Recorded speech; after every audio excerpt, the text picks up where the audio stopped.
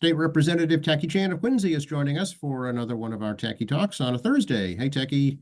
Hey, good morning, Joe, and a lovely Thursday about 11:13. Actually, it's kind of a little cloudy right now out there. Yeah, we're getting some smoke from the Canadian wildfires, they're telling us. Oh, is that what's aggravating my sinuses when I left the house this morning and dropped my mom off at a church meeting? That would be why, yes. Yeah, because I stepped out of the house and it wasn't a long drive to drop her off, but I mean, why are my sinuses itchy? Yep, it's smoke particulates from way up in northern Canada coming down and infiltrating our airspace. Oh, well, climate change is real and it affects all of us somehow. So those of us that are a little bit older remember that the steel belt used to send us acid rain. That's right. Yeah, I Uh, remember that, yeah. so yeah, so something happens in part of the world does affect us in our neighborhoods here. It just reminds everybody that, on a global level, we are already connected by weather. We talk about global trade quite a lot here about our interconnected economies, but I think we sometimes forget about that. And one of the actually interesting enough, during the Cold War, one of the few areas of cooperation between the Soviet Union and the United States was actually weather. Oh, isn't that interesting? Yeah, weather data was one of the things they actually shared information on. Hmm. Well, I mean, Siberia is not all that far, right over the top of the world. Oh, that's correct. And Yeah. you all remember Chernobyl and the Yes. nuclear radioactive cloud that was like floating around in the northern hemisphere, just literally floating around, radioactive cloud, which thankfully was a such high dispersion rate, didn't affect pretty much anything outside of the immediate area of Chernobyl. But I remember reading the paper, back when we actually read newspapers, this tracking this cloud of radioactive activity from Chernobyl. Right. Yeah, of course it was very devastating for folks there for certain. Yeah, you can't ever go back there. I mean, I know that some wildlife and vegetation is going back, but that's all very high toxicity. Yes, exactly. Yeah. So last we talked, there was this marathon session going on Beacon Hill that went till like 4 in the morning. 4 in the morning, try 9 in the morning. Oh, So okay. time stands still at the State House. As I said multiple times, the rules say that we end session on August 1st, midnight, July 31st, essentially. And the rules also says that unless someone objects or brings up the rule, then you can continue. It's basically a Robert's rule maneuver, I mean, for lack of a better term. So what happened is that no one objected.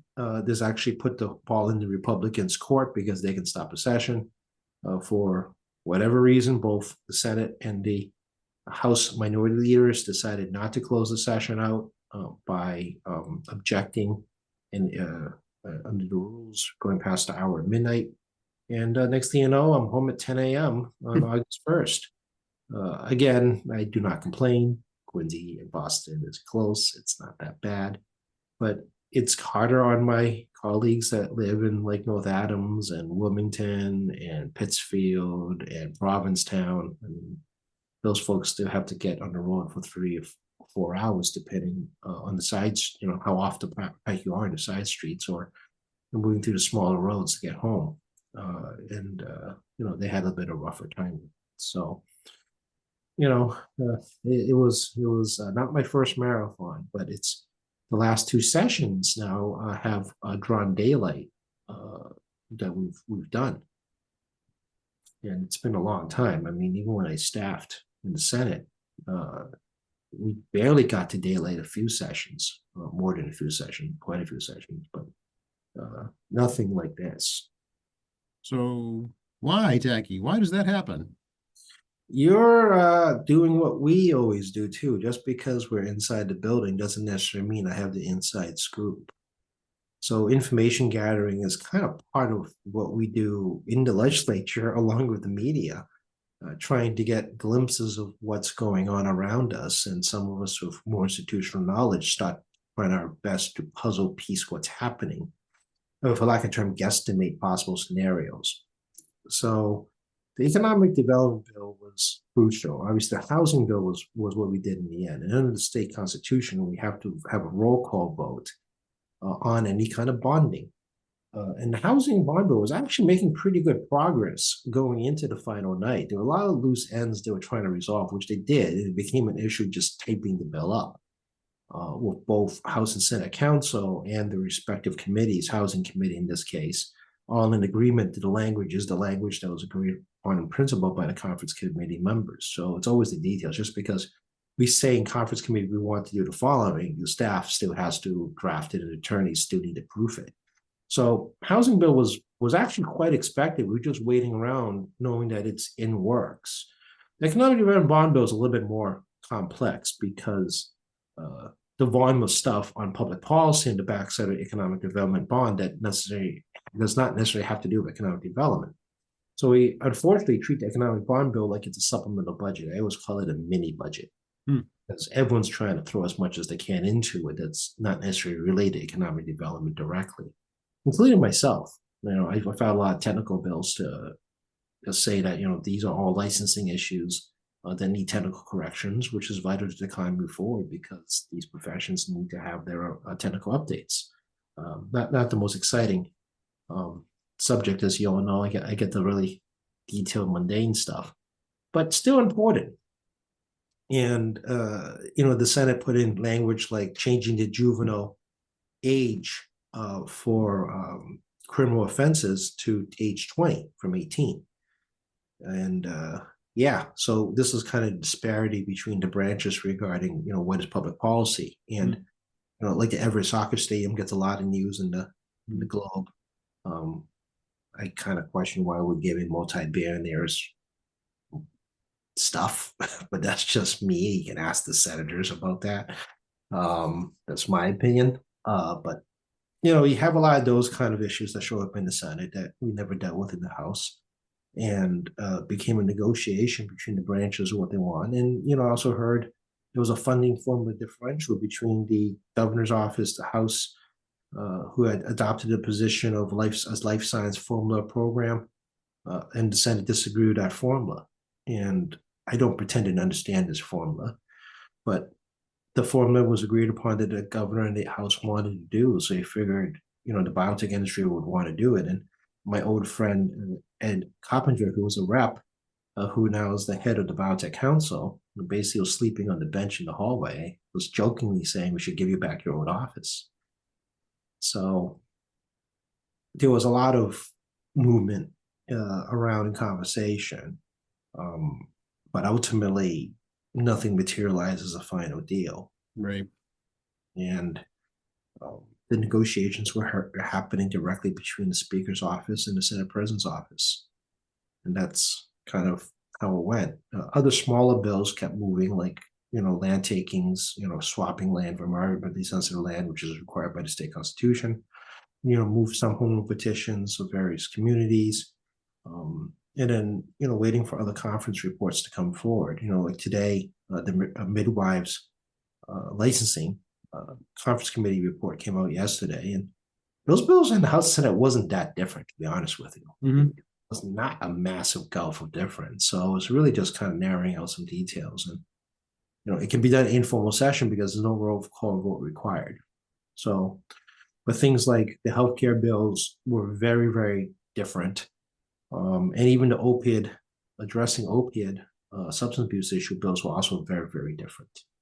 So this is going to hang it up, and we'll see how those chairs manage the conference committees. Just because the formal session is over, as I keep saying, we are a full-time legislature, doesn't mean the conference committee chairs can't still keep talking. And even if they don't materialize a conference report in the informal sessions this fall and winter, it's entirely possible they could file the conference report as a new bill next cycle.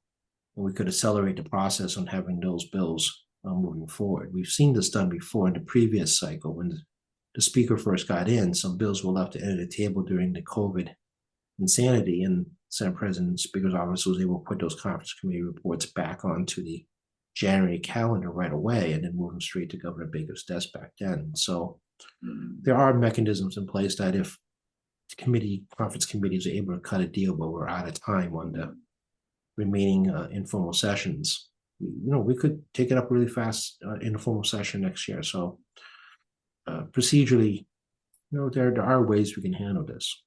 Yeah. Any your bills left hanging that you'd like to see action taken on? Well, I have a lot of bills hanging, staff Yeah. on the list, but it's also different levels of urgency. And some bills are necessarily my bills that I kind of adopted because they weren't a house sponsor. For example, a cloning of cats, banning practice to cloning of cats is one of those bills that is not my bill. It's actually Senator Martinez bill, but did not have a house sponsor. So we took it upon ourselves to try to move that bill forward because it went through the committee and try to get that done. Some of my housing stuff.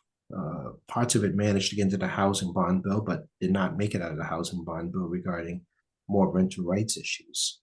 So that unfortunately didn't make it out. On the flip side, though, Gold Star Families annuity increase did make it through the Veterans Bill, the called Heroes Act that we did vote on the final day of session, as well as in different things like not charging for license plates and stuff like that.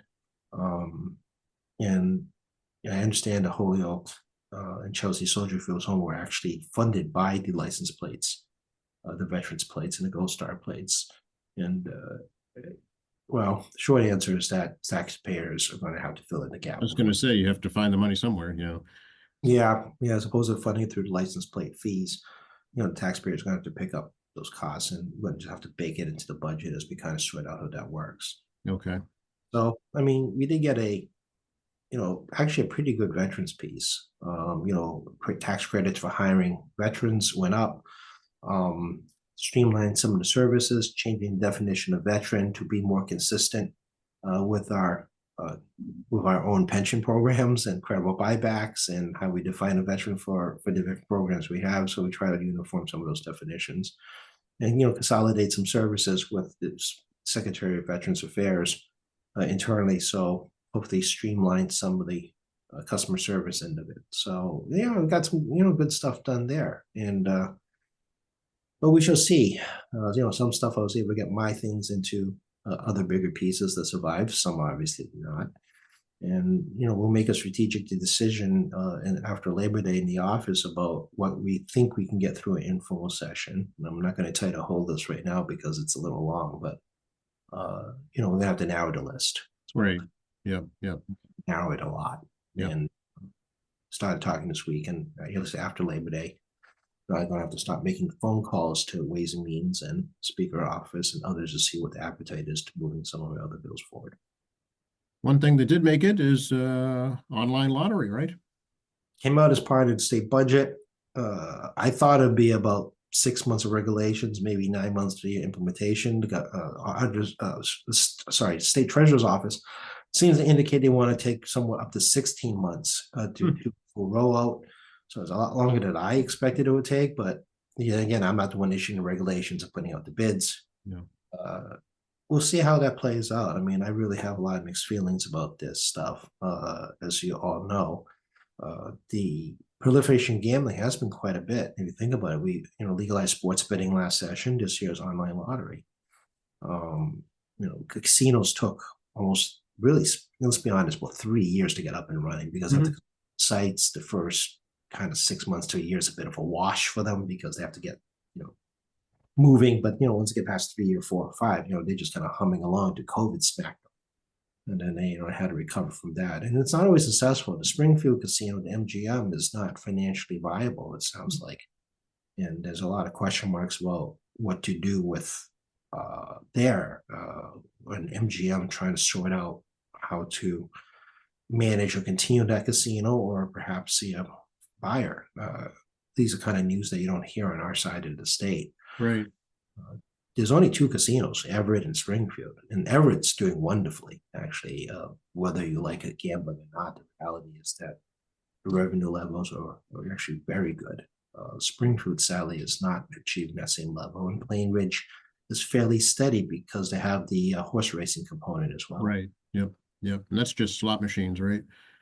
Yeah, it's basically a slot parlor with harness racing and simulcasting. Yep. The casino doesn't take simulcasting of horse races because the tax structure is actually very unreasonable. They lose money on each wager on horse betting.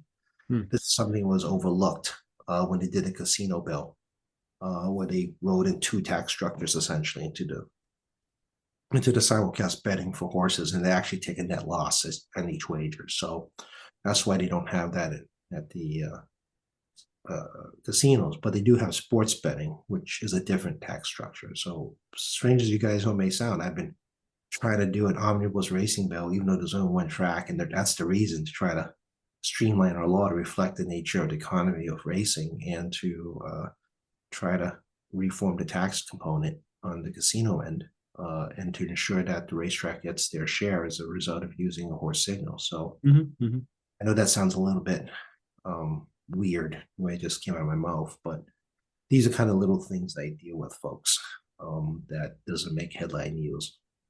Right. Well, that's what this podcast is for. Yeah, I deal with complicated stuff. Those who sit on the committee have great appreciation of the chair work on both the House and Senate. Oh, it's mundane technical stuff. Give it to Tacky. Yeah, I was told that to my Druid leader Moran. I do get a lot of the not exciting, somewhat boring bills. But one of the bills that we did get was actually very boring, is closing the loophole in direct shipping of wine. You can all direct ship wine. I believe we limit to 6 bottles. However, there was, I wouldn't say word fraudulent, but I will say that there was a loophole in the law that allowed non-wineries to sell you wine. So, you think you're buying from a winery, but the way the law was set up, it allowed certain industries that sell wine that actually has no affiliation with a winery. So to simplify the matter, using not too many words in the law, we made it clear that you have to be somewhere in the winery process to actually direct ship wine to you. Okay. You can't have Walmart selling wine. Yeah, you're essentially correct. It's not exactly Walmart, but your analogy isn't wrong. There are wine groups that are businesses that are able to get a license in Massachusetts under the facade that actually affiliated with actual winery. Gotcha. Okay, very good. How did the rainy day fund pan out in the end? Well, we didn't have to tap it. That's okay. And we'll see where capital gains go. I mean, you guys know I watch the markets now because of COVID and consumer indexing and all that. And we'll see how the markets fare this year. Home sales are going to probably pick up if the Fed's lower interest rate, but it's still like over 6%. This is a far cry from the 3%, 2% interest rates people were seeing post financial crisis, after the Great Recession in 08. But homes are selling. I mean, I look around my neighborhood in Quincy here in Wallaston, and I see signs going up. Signs stay up longer. Yes. Oh, no question it's having an impact. Sure. Yeah. Yeah. So, I mean, I suspect that we'll probably maybe get close to, in the zone of our projections. The capital gains, all the capital gains in the state goes to the rainy day fund. It is not part of our baseline budget. We learned that lesson from the .com bust, not to do that again. Right. So regardless, though, the rainy day fund is super healthy at like $8 billion. I mean, you got a budget that's about $55 billion, $57 billion, depending on what's on book and off book. So we're well above the 10% of budget savings. And that's very, very healthy, folks, to have a savings backup of over 10%. Yeah, that is good. Hopefully, bar any unforeseen pandemics coming in the future or what have you. Yeah, the big one, of course, is when have a recession. Those who follow interest rates, so the yield curve on the 10-year bond bill and 2-year bond bill do an inversion, but we'll see how long that really lasts. And our life isn't always revolving around these interest rates, obviously. But inflation numbers were pretty good this week, 2.9%. Core CPE, core PC, which is cost of consumer goods minus fuel and housing, was about 3.2% reported this week. From the July number, we are heading in the right direction in terms of the reduction of inflation. I know it's tough to feel because it's very incremental. You don't see just like a cliff effect on inflation reduction. It is a gradual slowdown.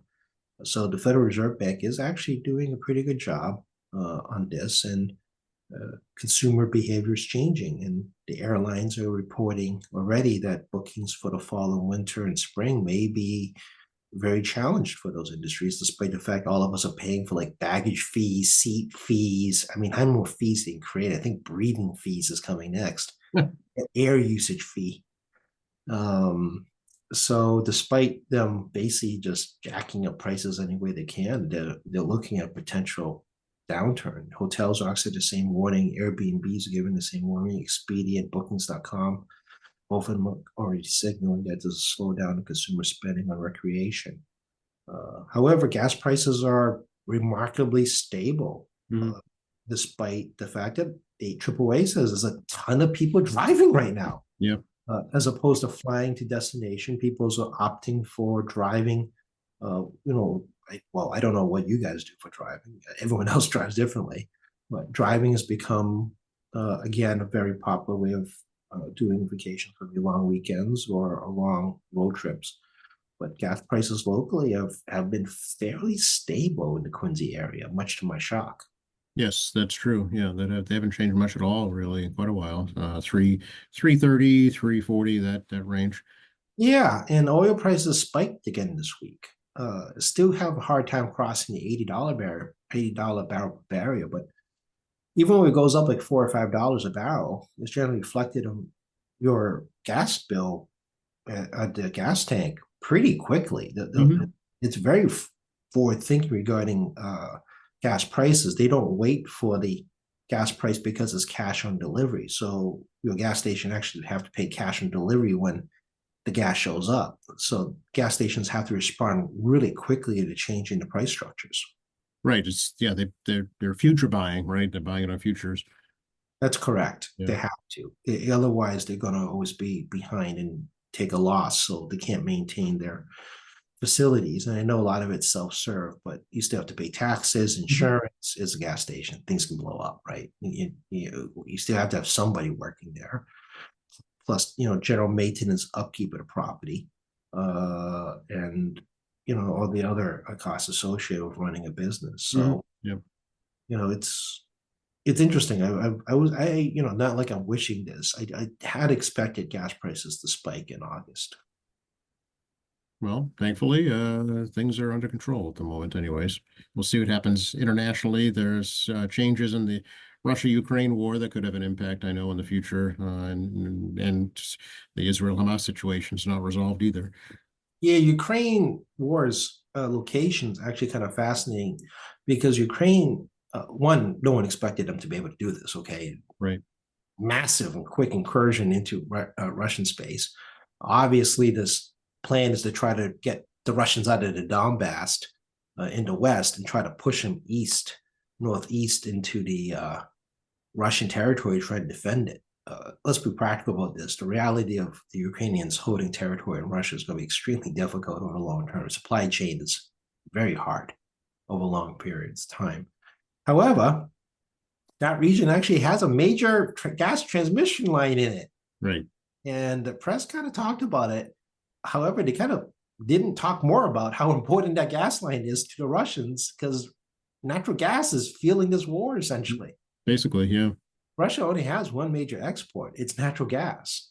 And they've been able to try to, people may not realize this, but two things have happened. The U.S. has pumped out a whole ton of natural gas in the last couple of years. Also, the Russians have been intentionally keeping prices low of their sales, which causes deflation of prices everywhere in other countries. So this huge supply increase in the United States, when contrary to what people think, we are pretty much pushing out like the highest much natural gas on the planet right now to export to our allies overseas, as well as use domestically, and be also less dependent on Russian gas, which is not a big percentage of our supply, but the less the better. And then, really could potentially cut off money supply of Russians in that province. And that is a huge threat. In speed, they've been able to move through this, and we know the media coverage this area is very pro-Ukraine. We all love an underdog, but it was an invasion of a sovereign nation. And as I like to repeat, history shows nothing happens good globally in a European war. Mhm. Yeah, that's You true. It know, does impact the entire world. Yeah. yeah, anytime that continent goes into a fist fight, the whole planet pays the price. So containment of this conflict, is wicked important in terms of like a big picture. No one wants to find ourselves in a global conflict. And yeah, no, this is shocking. I think they're into like day 7 or 8 at this point of Yes. just this incursion. They didn't admit was the incursion until like Monday. So that's pretty crazy. And then you have a destabilizing Iran. They lost their president. Ayatollah is very, very old. There's another country that subsidized the entire population through oil. Hmm. That's how they keep the population from, being mad because they're able to keep food subsidies and gas subsidies through the sale of oil. And the Russians keeping natural gas down and oil down through basically telling people you can buy it cheaper from them. It has an adverse impact, oddly enough, on an ally, namely Iran's ability to provide subsidies. And whether Iran decides to do more in the Middle East is a big question. The reasons is that they're already a domestically unstable economy economically, and whether or not the population is interested into getting to a large scale conflict could potentially even destabilize the local population more against the government. Right. And that's a real factor. The government, of Iran feels like they got nothing to lose, and will risk potential destabilization of the population. Because at that point, everyone's cutting off their fuel supply until Hmm. they do a greater conflict.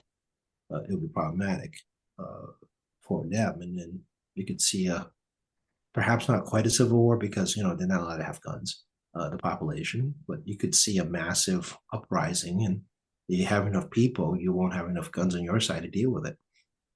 Let's hope it doesn't come to that, but right. Yeah, exactly. Yeah, it'll be a bloodbath Right. if Iran destabilizes.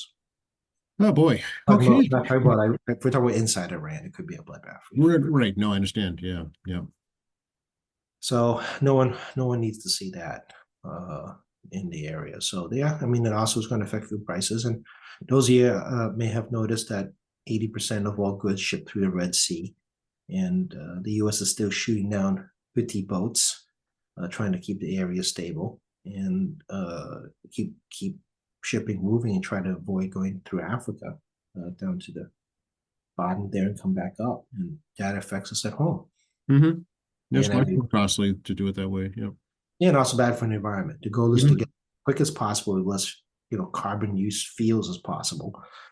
Keep prices as low as possible at the same time. And large cargo ships are by far the most efficient use of energy to move goods globally. And that's why the U.S. and Europeans the British, the U.S., the French are sitting in the Red Sea. It's a crucial part of the global economy. Stuff coming out of Red Sea can end up in the LA ports. Yeah. Yeah. Also, since last we talked, Techie, as you know, the rules have changed regarding the temporary respite shelters for migrants here in Massachusetts. It's a 5-day limit now. Yeah, it's a new, even shorter time period from the first roof change they did about 6 weeks ago. Right. I've receiving some emails from concerned citizens about what this means. You've already seen in media some of the migrants at the Walton train station. They're harmless. They won't hurt anybody. I'm more concerned about somebody else harming them.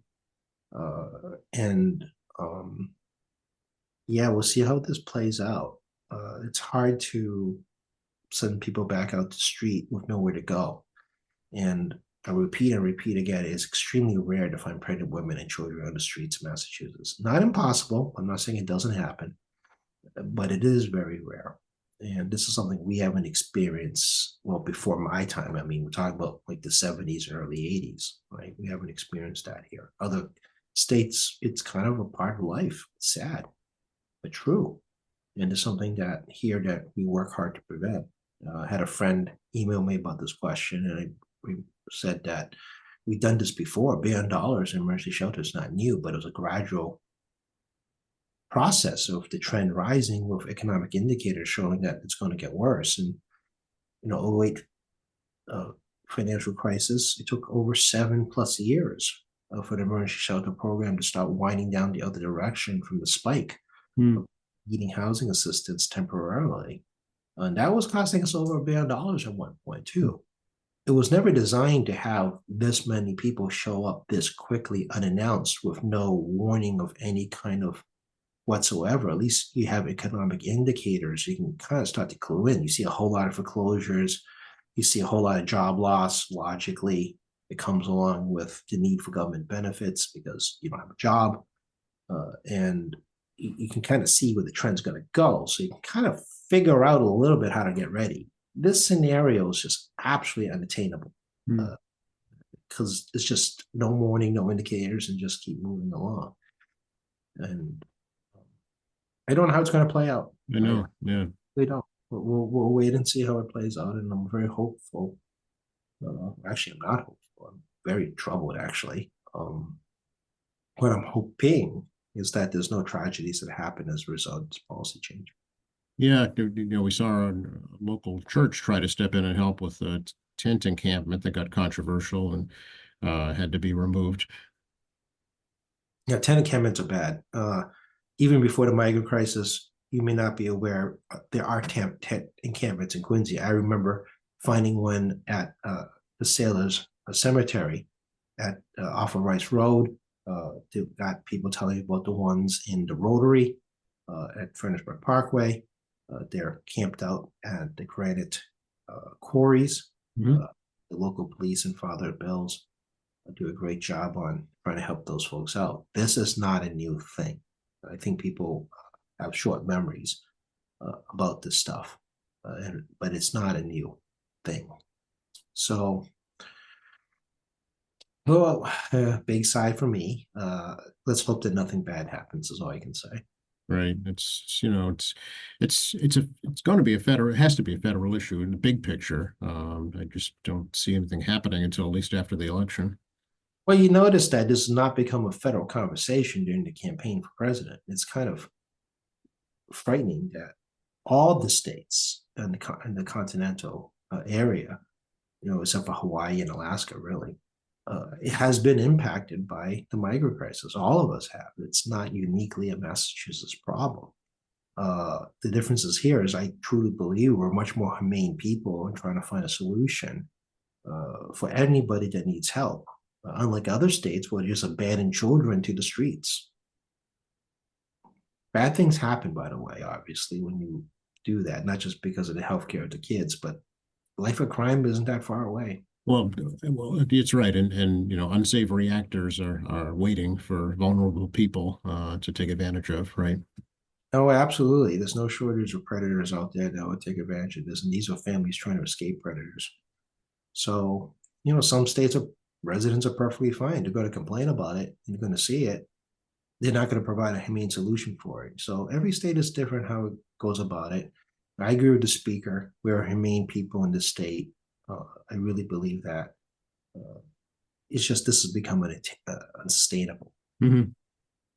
Yeah. Yeah. And I know everybody ends up shrugging their shoulders because there really is no answer. There's no way forward. It's kind of piecemealed, thankfully, to some of the social service agencies that are stepping in. I agree. I mean, we do have a very strong social service backbone in Quincy. I've been on the board of QCAP, very familiar with different services they have there. However, we are a welcome center. We are not a shelter area. I don't foresee us being a shelter area anytime soon. Supposedly, because I can't get confirmation that the welcome center contract terminates end of this year. I do not know if it's going to be continued or not. The idea of having only one welcome center in the Boston where is it, Chelsea or Chelsea, yeah, Chelsea? It's probably not practical. right. So they got that issue as well. And I was reminding a friend that it's not necessarily just a housing issue; it's healthcare. Hmm. Manatee Community Health Center has done a great job on screenings, ensuring things like measles shots, doing the best to address malnutrition, need for emergency care, gynecology, child checkups. This all costs money. And those who do have residents that are migrants, and they obviously have children because it's women, pregnant women and children, they end up in the school system. Right. Yeah, and that's an expense also. Yeah. And the state's picking up that expense. And then you also have the issue on workforce training. And I know there's some volunteer lawyers, but the state's also spending money getting the working papers. The feds did not think it was important to do an emergency temporary visa without working papers for some reason. Yeah. Again, loops that people are falling through the cracks. Yeah. To us in the human service field, at our level, we think it's kind of common sense that you provide work opportunities if you're going to put people out here on a temporary visa. These are people here legally, illegally. I remind folks, stuff that's all double checked at the welcome centers. And putting people to work is pretty important, especially in an economy where unemployment still is just about 4% and well below in Massachusetts. So the workforce shortage continues. Yeah, I know that. I mean, folk like organizations like Quincy Asian Resources, I know, have teamed up with Quincy College with a workforce development program to put folks through that program and get them jobs in the hospitality industry. And also, we do centralized programming here where we also will teach you English and address all your human service needs. So, Quincy Resources is actually a very unique model, and Father Bill's is actually a unique model as well. I'll give both of them a lot of credit on uniform services. You bring the services to the people there, and you provide a whole package, and it speeds up the process if it's a single one-stop shopping for someone to get back on their feet or get on their feet as quickly as possible. That's right. Yeah. Case of Quincy Asian Resources, Corey does English classes as part of this as well. And a lot of folks coming here are not necessarily English proficient whatsoever. It's not just the Haitians. You also have Afghans who are not English proficient. People forgot those refugees. And we have also Ukrainians. Not every Ukrainian is English proficient either. That's also here on they're on refugee status, not temporary visa status. Right. However, these are also human resources that we need to invest in. And English classes is part of workforce training. Yeah, it's a critical part. Absolutely. It just gives them the tools they need to move forward. Yeah, I tell folks, Quincy Human Services is well ahead of the game in innovation in my mind compared to the rest of the state and even that. And I think that that is a higher expense but longer return investment in terms of a person's ability to sustain themselves. Yep. As opposed to kind of piecemealing it over several years where they're struggling and trying to do multiple things at the same time. But that's just my thought. Speaking of Quincy Asian Resources, that is, it's August Moon time. It is, and hopefully we don't get thunderstorms. I've been around this festival pretty much my adult life at this point, and the only time we had a shutdown was because of a tropical storm. It was not the rain; it was the wind that was going to blow everything away. And hard decision was made like 5 days before to postpone it by a week. I think it was 2003. So it moves through rain or shine. Hopefully that it'll be thunderstorms in the morning and nothing in the afternoon, perhaps. 11 o'clock start. It ends at 3. Pulling about 20,000 people. Yeah, it's 37th annual this year. It's August 18th, Sunday, and 11 a.m. to 3 p.m. The whole Coddington Street corridor in Quincy Center, basically. Entertainment on the main stage starts at noontime after the quick speeches from the sponsors and your local electeds. So I will be there again. I've been at pretty much every single one, almost every single one. And I'll be out there with the Tacky Chan fans, some ice pops and some jar openers, and doing some meeting, greet, and hellos with residents in the area. Yeah, it's probably, would you say it's the biggest August Moon Festival in New England? I can safely say that is true. Yeah.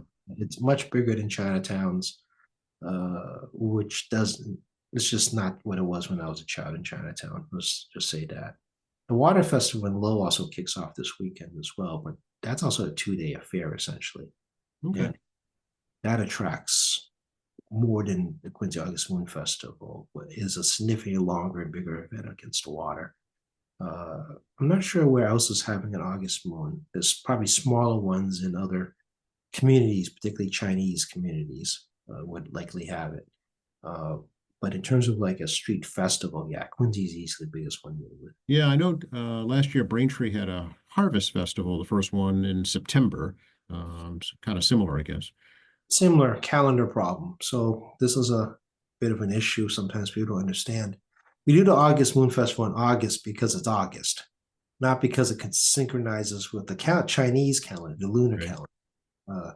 Because the lunar calendar puts the month of August in the month of September in our calendar. Ah, okay. So a lot of the more traditionalists will hold their August moon celebrations in the month of September, aligning to the lunar calendar, not actually the month of August. However, it's just easier. Let's be honest about it. It's all about convenience. Yeah, let's just be honest about this. It's easier just to do it in August because it is the month of August. We call it the festival, not the August Moon Festival in September. Yeah. Believe it or not, August is actually despite the heat and humidity, it's actually a fairly stable weather month in New England. Yep, can be. It can be. It has a low probability of rain. This is probably going to be an exception. Low probability of tropical storms hitting us. Generally, they happen. Those will happen in the fall. The nor'easters always generally happen in the fall. And despite the heat and humidity, you can get fairly temperate days here in August. So, interesting enough, for this geographic area, August is not a terrible time to have an outdoor fair, despite Mhm. despite the humidity and the heat, because you have a lower probability of other types of inclement weather. Right. No, exactly. Yeah. So, and it looks like right now, anyway, the forecast looks good this year. So I think we'll be okay. Yeah, I'll still cook. As you can all see, if you're using the YouTube and you're doing enough definition, I have picked up quite a bit of colors. You can see some demarcations against my collar over my neck, and I suspect it's going to even be more apparent after the Sunday. Sunblock techie, SPF 50. Yeah, and my hair was starting. My hair will bleach brown. Oh, really? Yeah, Ah, okay. you Some see, highlights. you will see highlights. There'll be some brown highlights after August Moon Festival. I'll get a haircut the week after. I think that point. Um, we should remind folks that the state primary is the day after Labor Day this year. Very early primary on the state level, September 3rd. Those of you who have mail-in ballots have already got your mail-in ballots, I hear. I remind folks, and this is some misinformation going on, that the ballots have been printed for the Democratic nominee, and the answer, it has not been. People kind of putting out some fake news that this primary actually has the presidential candidates on it. It is not. That was March. If you didn't vote in March, clearly you don't know what you're talking about. And the ballots for November have not been printed until after the Democratic National Convention next week. So let's just kill that one now. This is getting frightening on people's complete disinformation about this stuff. It is not uniquely Massachusetts, but this is frightening how this information gets out there. Is it really? I had not heard that, so I wasn't aware that that was a thing. Yeah, I had some friends reach out around the state asking of this stuff because it's political, call tacky. He knows what's going on. This is what happens to your friends and you're in politics. Yeah, this is a thing. It's going around that people are calling foul on the Democratic nominee because the ballots have been printed already. So you're actually voting for Joe Biden, not Kamala Harris. So you shouldn't bother voting. And then this is a type of voter suppression. That's scary to hear. But here in Quincy, the city clerk tells me that there's been a request for about 10,000 mail-in ballots, and she's really urging folks to get them back ASAP. Oh, absolutely. The time is ticking. It's August 15th, and I'm trying to remember the calendar. Let's see here. I have my little Your a couple of cheat papers sitting calendar. on right in front of us now. Your application must reach the local election office by 5 p.m. Monday, August 26th. Yes. So you actually could vote at City Hall right then and there, just turn it right back in. Yes, you can. Starts August 24th, actually. Yep. Yep, and here's the little form. Yep. You can see it here. Yeah, I mean, you don't have a form. I got a mail from city clerk's office in July confirming my residency and my voter status, which I find amusing since my voter status is actually very, very good. To remind me that I can't have a mail-in ballot because I didn't do a mail-in ballot. I'm going to vote in person September 3rd. My mom's going to vote first on September 3rd, although I suspect my mom's going to need a mail-in ballot in November. The winter is much harder on my mother. Yeah, it's nice to have the option, that's for sure. Yeah, absolutely. Just because you vote in person in the primary in September does not mean you cannot get a ballot for voting in November. It is great for a lot of folks. Again, my mom's getting up the years. The winter gets a lot colder. It gets harder for her. It's unpredictable what November is going to be like. Mm-hmm. And some folks may be in Florida or warmer parts. And as opposed to getting an absentee ballot, you could vote up to 3-4 weeks, depending on the calendar, in advance of the November election. So, yeah, I mean, despite what the detractors say, mail-in ballots extraordinarily popular. Absolutely. And there is a drop box right outside City Hall, so you don't even have to deal with the postal service if you don't want to. And if you're super concerned, just go into City Hall during working hours and drop it off yourself. You do that too. Absolutely. Yep. And in case you're wondering, the Postal Service does priority on ballots. Yes. So opposed to going to substation for central processing, people do not realize that all your mail goes to substation and then it's processed there and shipped back out again. Your ballots are going to be shipped directly from the local post offices straight to City Hall. So the turnaround time is generally 24 hours. Right. Yeah, it's extremely fast. So it's a very efficient way for sure. Absolutely. Yeah, so people should not be concerned that it won't get there in a timely manner. However, you should get it in a timely manner in terms of the deadlines. Don't wait till last second, but should have enormous confidence that the U.S. Postal Service is very mindful of the mail-in ballots and do prioritize them. Yeah. It's that happy time, Techie. Oh, my time with Joe has come to a close. Is what you're telling me? Is that a happy time? Finally, I get to stop talking to him. I thought you were trying to get rid of me again. No, of course not. So the State House is open in month of August. People should come for a tour again. Every broadcast now, I've been encouraging people to come visit the State House and take a State House tour. I do think it's a wonderful building, and if you're not looking to go far for vacation, Freedom Trail is a wonderful way to spend time with the family. It really is. And the State House is part of that. Room 42 of the State House is my office, and 617-722-2370. 617-722-2370 is my phone. Tackey.chan at mahouse.gov, tackey.cajan at mahouse.gov. I do actually read all my email and the junk mail and the spam mail and the Microsoft quarantine mail. The volume of virus mails we get is quite astonishing once you start going through your email. As well as State Representative Tackey Chan on Facebook. You can see my comings and goings, as well as at Tackey Chan on X. And we have tackeychan.org, which is a great reference page, but also a submission form to reach out to me. And then you also have the MAlegislature.gov website, the House and Senate clerks are still updating those websites, but I think they're actually almost all caught up now on August 15th. So, as we continue the session and bills will keep moving in informal sessions. My committee is actually processing home rule petitions. We actually had a long conversation yesterday about where we were in those. You can check this on your own regarding the state website as opposed to calling me. And of course, check with Joe in the morning on QATV for your 10 minutes of news. And me and Joe will be here for you, maybe a little bit less because both of us are trying to get time off during the next couple of months. But, we need a new title for us, Joe. You got to put a subtitle underneath your show. Okay. I'll have to think about that. Yeah, write into Joe if you want us to talk about something that you're interested in, because I don't run this show, it's Joe's. If you're unhappy with me, please contact Joe. That's acceptable. And, we will see you in about a couple of weeks. So we're all trying to plan our time off around this show a little bit. Yes. Hopefully I'll be a little tanned as well when I come back, Tackey. I hope you get a good relaxing time too, Joe. Thank you.